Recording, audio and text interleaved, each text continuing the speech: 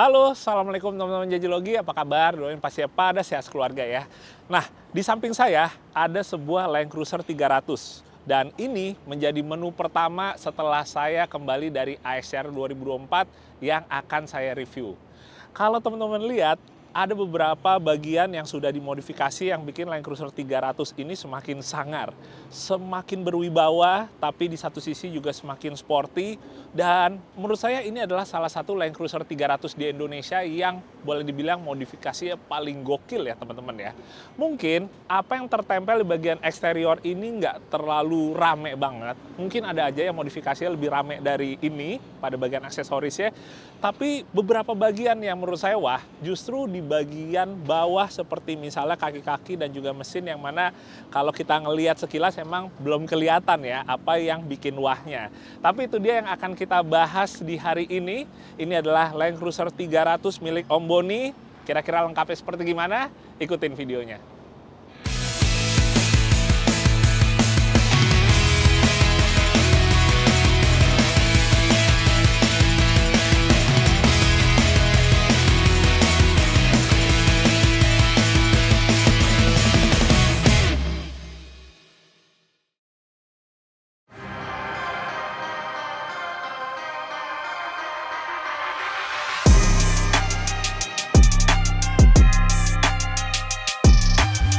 Jadi teman-teman, sebelum kita ngebahas Land Cruiser 300 Om Boni ini, saya pengen ngasih tauin dulu secara umum ya, Land Cruiser yang resmi masuk ke Indonesia. Jadi variannya ada dua. Yang pertama VXR, yang model lebih elegan. Kedua adalah GR Sport, yang modelnya lebih sporty. Kedua varian tersebut dibekali dengan mesin yang sama, yaitu mesin diesel V6 3,3 liter. Tapi kalau yang milik Om Boni ini adalah varian JDM, jadi diimpor langsung dari Jepang, yang mana dia menggunakan mesin bensin. Sama-sama V6 twin turbo, kapasitasnya sekitar 3,5 liter. Dan ini menjadi yang pertama kali, mungkin juga satu-satunya yang ada di Indonesia, Land Cruiser 300 varian mesin bensin. Ya, mungkin kalau sekarang ini di 2024 mungkin udah ada beberapa lagi varian bensin yang masuk ke Indonesia, mungkin ya teman-teman ya. Tapi setidaknya saat mobil ini masuk di tahun lalu, ini menjadi satu-satunya LC300 bensin teman-teman. Kenapa bensin? Karena memang mungkin teman-teman juga udah pada tahu kalau Om Boni itu sangat senang dengan Land Cruiser bermesin bensin. Itu dia makanya yang diincar adalah LC300 yang ini. Kodenya adalah VJA 300. Sementara kalau yang beredar resmi di Indonesia itu kodenya adalah FJA 300. Bedanya di mesin. Pertama kita akan bahas dulu dari bagian depan. Nah, buat teman-teman yang mungkin hafal ya dengan style modifikasi dari mobil Land Cruiser Om Boni, salah satu yang wajib diganti adalah bagian bumper depan. Jadi sama dengan LC lainnya, di LC300 ini juga udah diganti menggunakan bumper besi keluaran dari Rhino 4x4.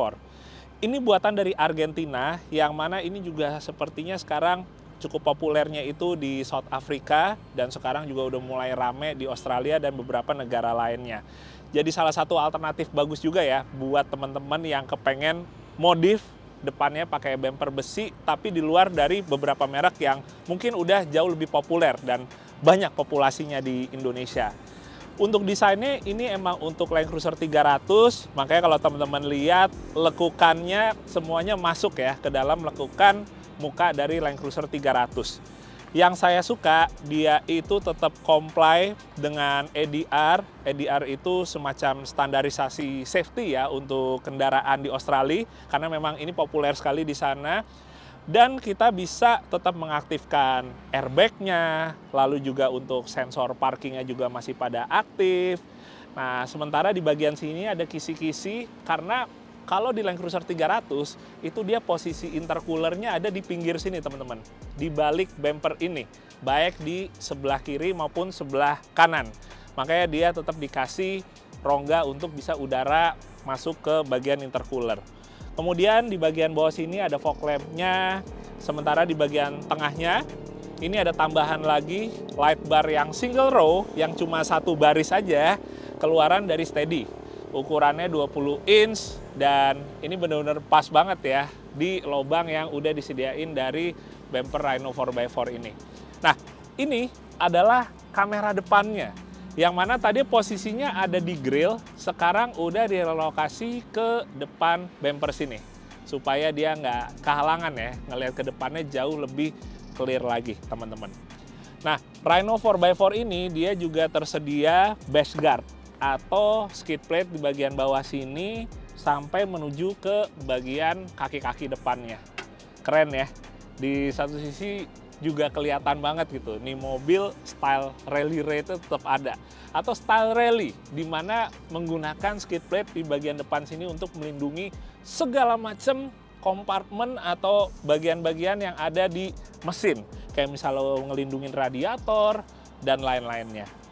Nah, selain bumpernya yang bikin kelihatan beda, ada satu hal lagi yang bikin LC300 Omboni beda dari yang lain. Yaitu bagian snorkel ya teman-teman. Nggak cuma modelnya yang menarik, tapi ada 2 buah snorkel di kanan dan kiri, yang mana ini keduanya memang aktif tersambung ke intake udara teman-teman. Bentuknya keren, terus simetris gitu ya, dan bikin overall LC300-nya lebih kelihatan monster gitu. Nah, ngomong-ngomong untuk snorkelnya ini sendiri, ini adalah snorkel buatan dari Monster Service, yang mana dibuat di Rusia. Bahannya dari plastik PE yang dikombinasi dengan fiber, dan memang ini fit atau dibuat untuk ke LC300 yang mesin bensin V6-nya. Karena kalau mesin V6 yang diesel, dia tetap hanya menggunakan 1 snorkel aja teman-teman. Nah, kenapa dia menggunakan 2 buah snorkel? Karena intake udaranya memang ada 2 ya di mesin ini. Sehingga itu dia menyediakan langsung 1 set kanan kiri ya, bukan beli masing-masing gini.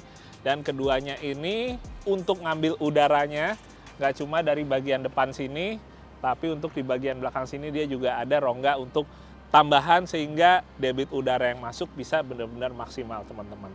Selain itu teman-teman, kalau kita lihat bagian fendernya, ini dia udah ada tambahan over fendernya yang bahannya dari dry carbon.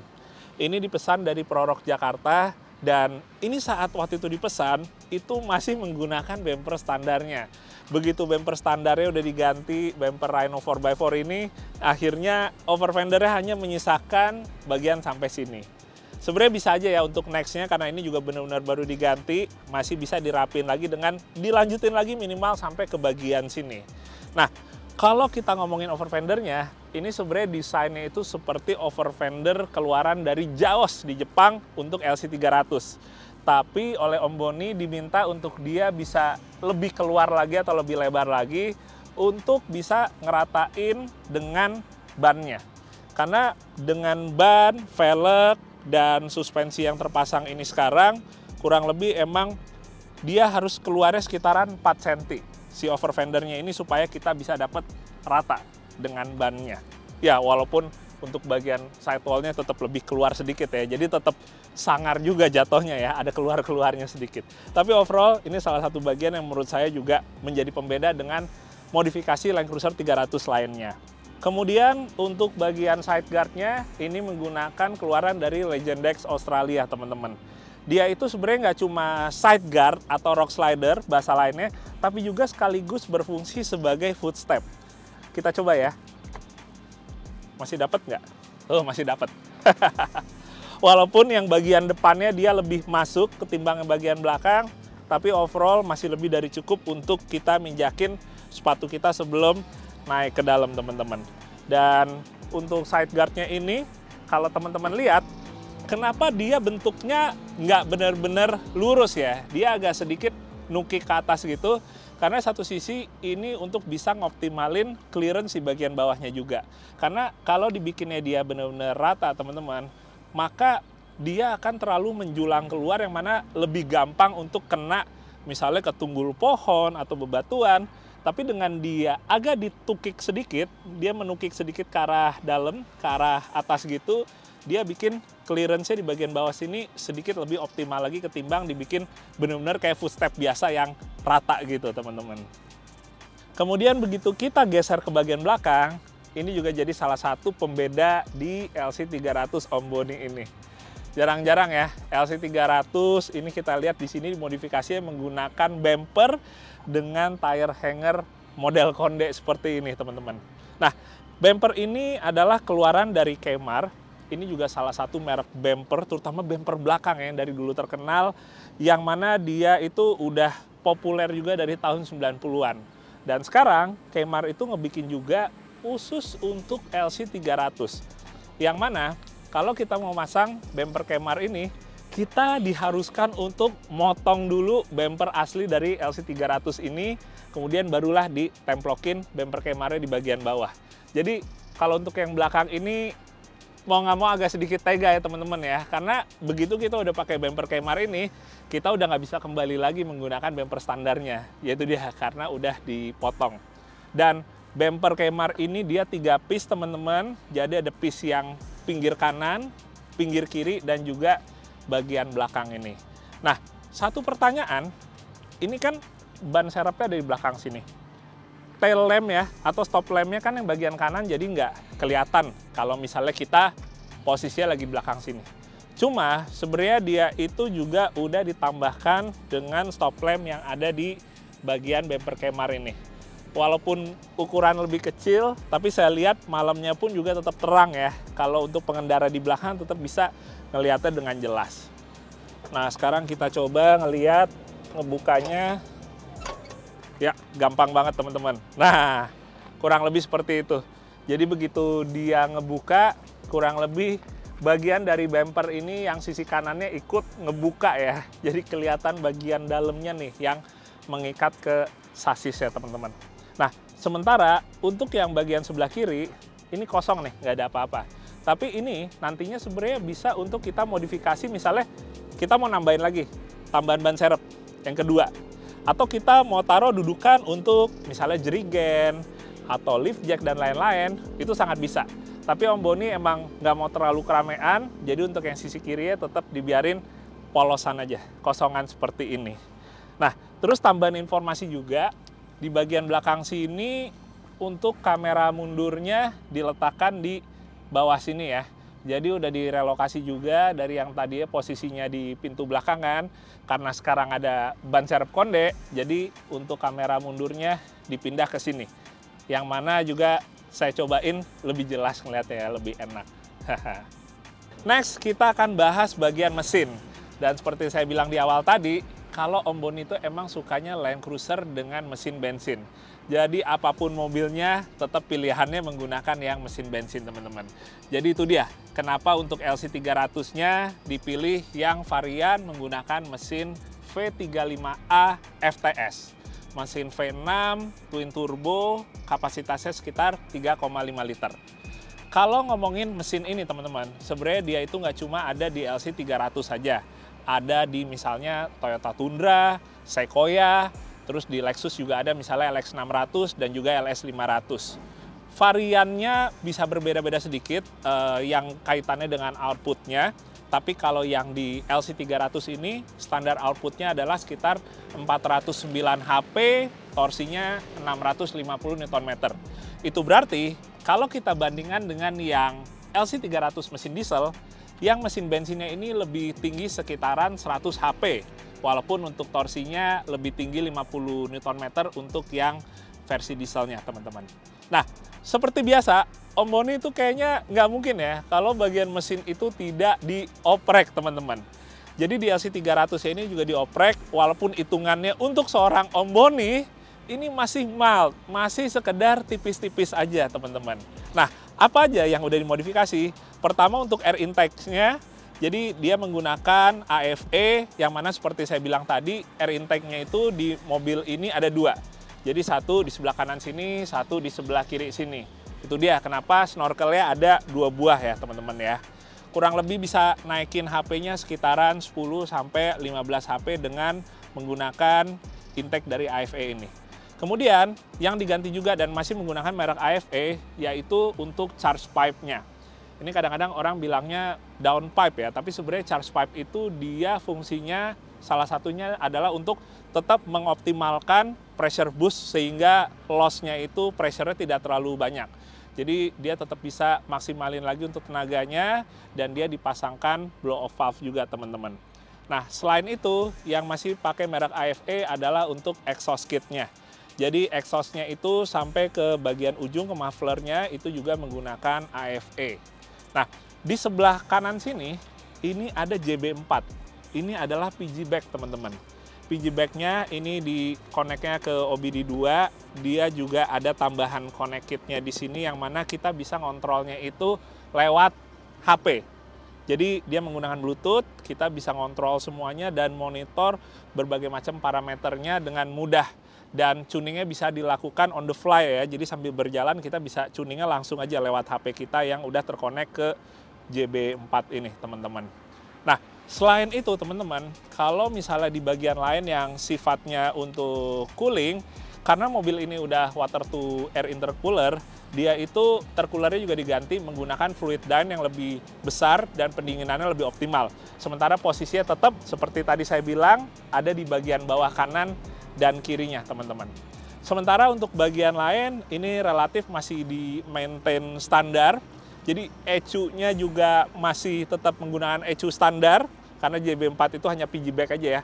Paling kalau untuk electrical, tambahannya adalah, bukan tambahan sih sebenarnya, modifikasi pada bagian aki. Menggunakan aki keluaran dari Braille Amerika, yang mana ini merupakan aki lithium. Ini seperti yang dipasang di Zero Wolf, teman-teman. Jadi tenaga listrik yang ada di mobil ini itu disimpannya di baterai lithium yang posisinya ada di posisi aslinya dari aki LC300 ini. Jadi dari modifikasi yang dilakukan di mesin LC300 ini, kurang lebih HP-nya naik sekitaran 60. Dari yang tadinya sekitaran 409 atau 410 HP mungkin, dengan tambahan upgrade yang ada jatuhnya sekitaran 470 HP. Mungkin untuk Om Boni kembali lagi jatuhnya masih mild aja, karena kalau kita tahu mobil-mobil yang lain, ambil contoh misalnya ya, mobil LX570-nya menggunakan supercharge yang cukup viral karena tenaga yang luar biasa, itu hitungannya udah beratus-ratus HP lebih tinggi lagi dari ini. Jadi mobil yang itu, karena teman-teman udah banyak yang request juga untuk saya review, kalian tungguin aja. Karena saya juga sambil mau nungguin Zero Wolf kembali lagi ke Indonesia, di mana rencananya nanti saya dan Om Boni akan coba untuk menjejer kedua mobil tersebut ya. Antara yang satu mobil rally raid dengan yang satu lagi mobil yang boleh dibilang penggunaannya lebih ke untuk on-road dan juga touring oleh Om Boni sendiri. Nah, jadi mobil ini teman-teman ada satu bagian lagi yang tadi saya sempat bilang kalau ini bagian yang buat saya sangat spesial.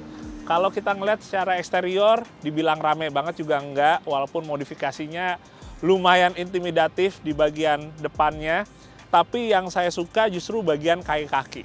Jadi di balik modelnya yang masih hitungannya nggak terlalu rame, di bagian kaki-kaki ini spesifikasinya itu seperti kita mau ikutan off-road racing Baha.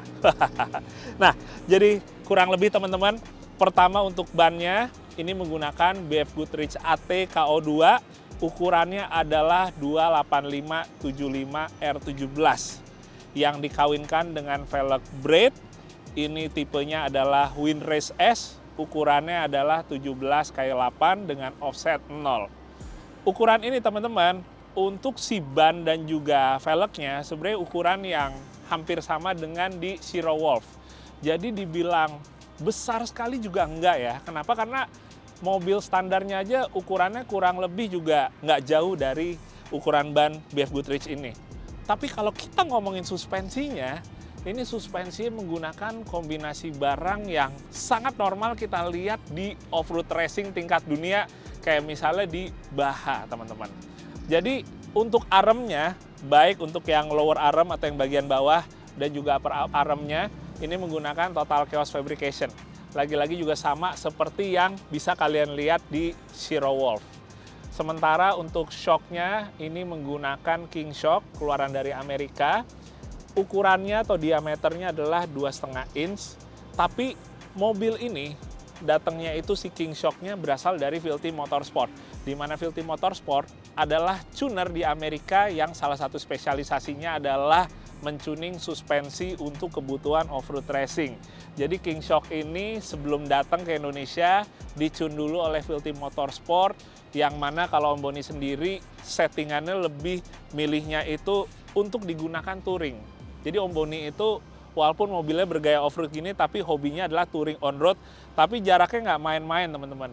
Makanya membutuhkan shocknya juga yang benar-benar bisa kurang lebih mengakomodir ya kejahatan kakinya Om Boni kalau lagi ngegas Land Cruiser.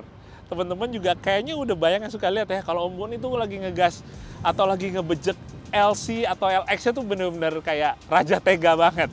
Jadi itu dia, bener-bener bagian suspensinya didesain supaya bisa mengakomodir kaki dari Om Boni. Jadi kurang lebih seperti itu teman-teman. Nah, suspensi ini, si King Shock-nya ini, dia itu coil overnya itu sebenarnya emang udah didesain untuk replacement dari bawaannya si LC 300 ini. Coil over, terus dia ada reservoir dengan adjusternya ya. Ini yang merah ini adjusternya, jadi kita bisa langsung nyetel untuk tingkat kekerasan dan kelembutannya sendiri.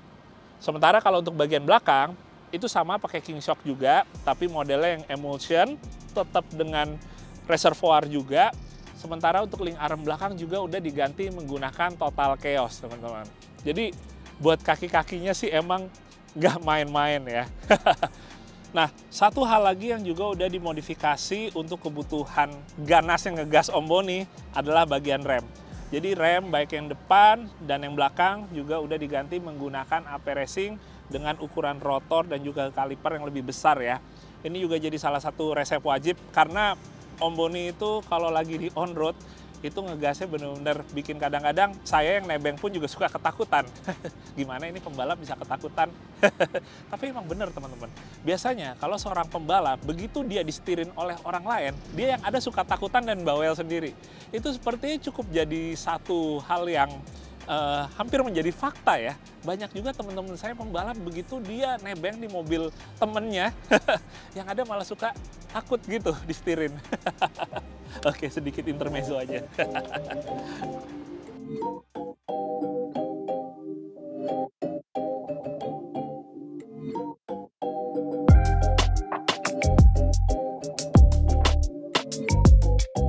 Oke teman-teman, saatnya kita untuk test drive. Dan untuk test drive-nya, kita akan test drive on-road.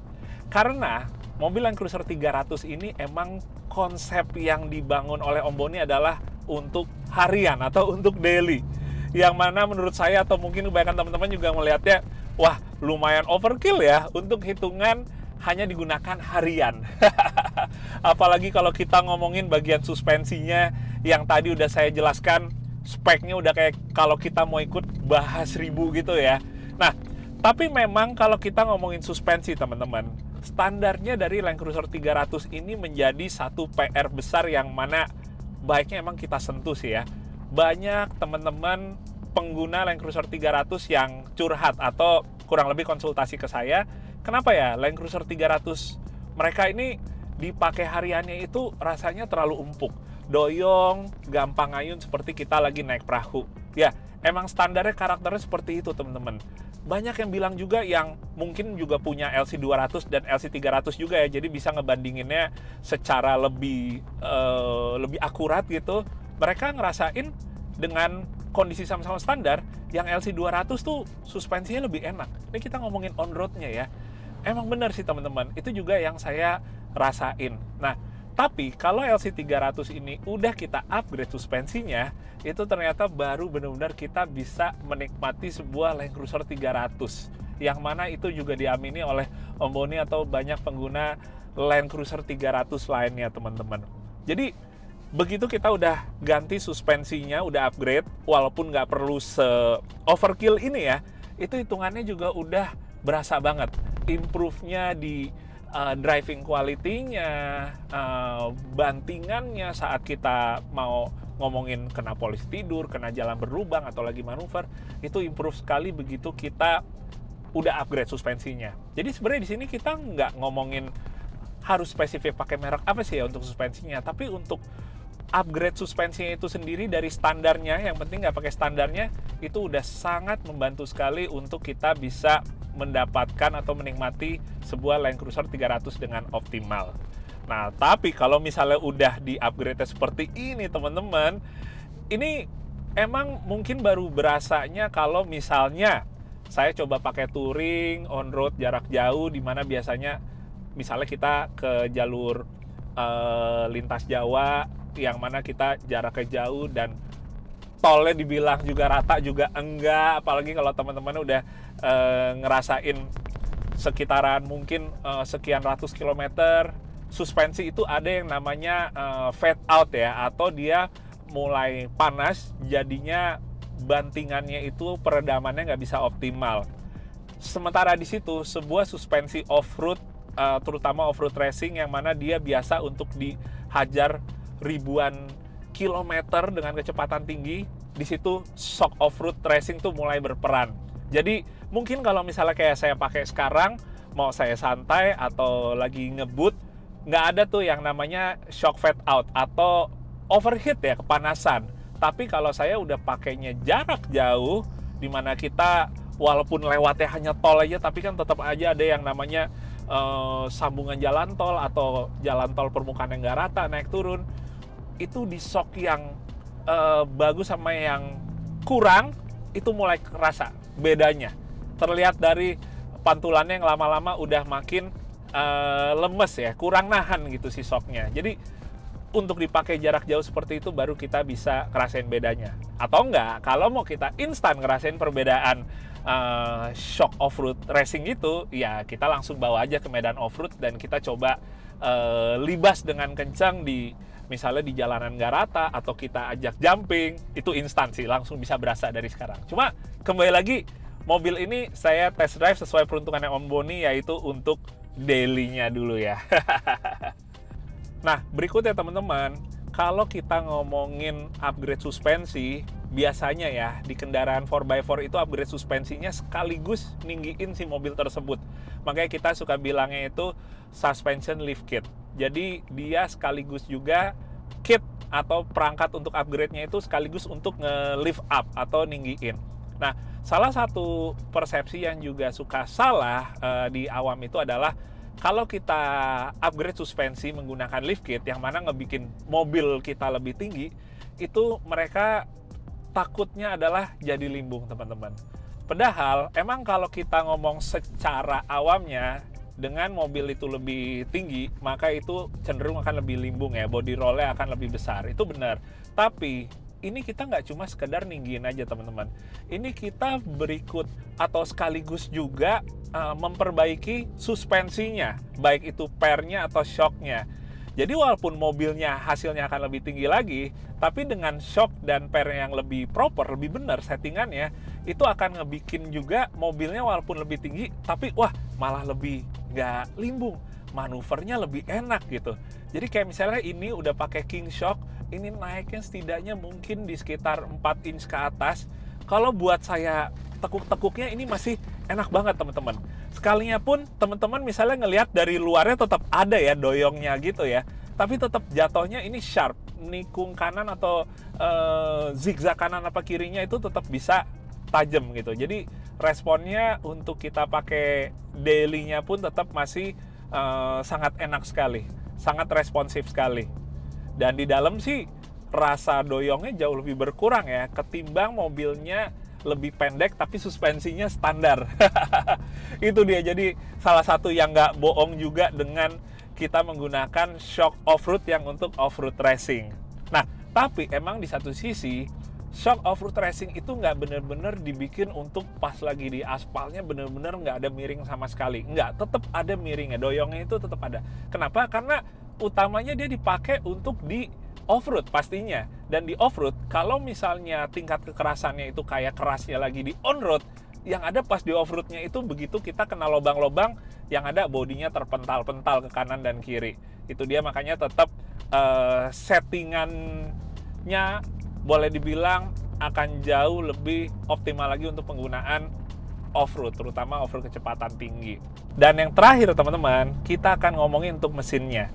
Jadi kayak saya sampaikan tadi, kalau mesin V35 AFTS dalam kondisi standar, itu kurang lebih sekitar 409 HP. Dengan upgrade berbagai macam hal yang ada di mobil ini, termasuk PG bag, itu ngebikin mobilnya ngedongkrak setidaknya 60-an HP, teman-teman.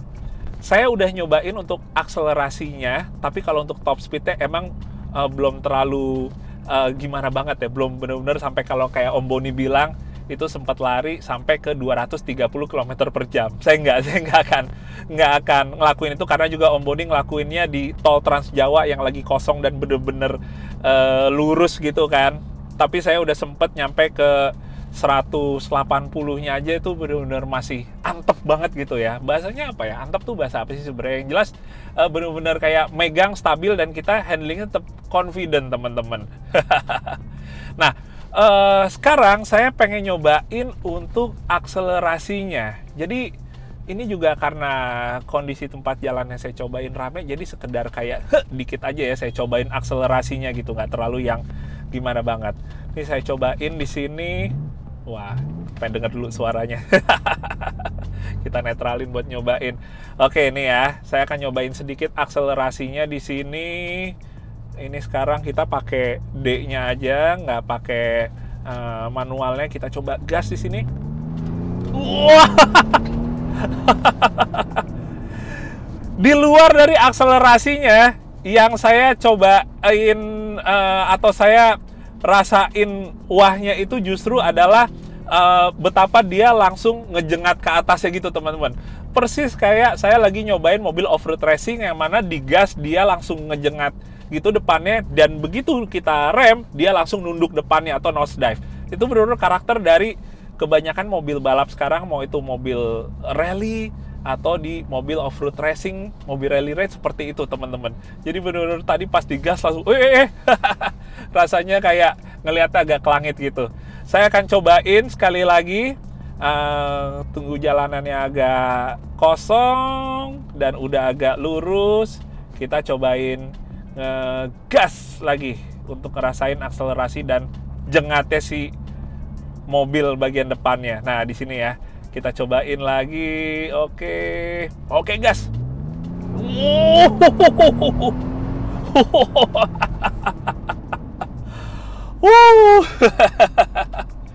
Wah, top banget sih. Sekilas dalam waktu sekian detik saya kayak lagi bukan ngerasain sebuah Land Cruiser, melainkan ngerasain sebuah mobil balap, teman-teman. Terutama mobil balap off-road yang mana travel suspensinya panjang, jadi begitu kita gas itu langsung benar-benar kayak kita lagi mau menghadap ke langit. Ya, tapi mungkin segitu dulu teman-teman untuk review dan juga test drive-nya. Semoga bisa bermanfaat, semoga bisa menghibur juga teman-teman, bisa jadi referensi juga buat teman-teman yang punya Land Cruiser, mau seri berapapun itu juga. Saya doain juga bisa jadi referensi yang baik dan oke untuk teman-teman semua. Ya, paling sekian dulu teman-teman. Terima kasih sekali lagi yang udah nonton. Berikutnya kita akan review LX570-nya Om Boni yang menggunakan supercharge, dan itu tenaganya ratusan HP lebih tinggi lagi dari mobil Land Cruiser 300 ini. Tapi sambil nunggu Zero Wolf udah sampai ke Indonesia dulu, karena kita akan sandingkan bareng ya untuk bisa ngelihat sebuah mobil monster rally raid dan sebuah mobil monster on road. Oke, sekian dulu teman-teman, tungguin aja untuk video berikutnya. Jangan lupa share juga video ini dan subscribe untuk kalian yang belum subscribe ke channel JJ Logi. Oke, sehat-sehat buat kalian semua. Dadah, assalamualaikum.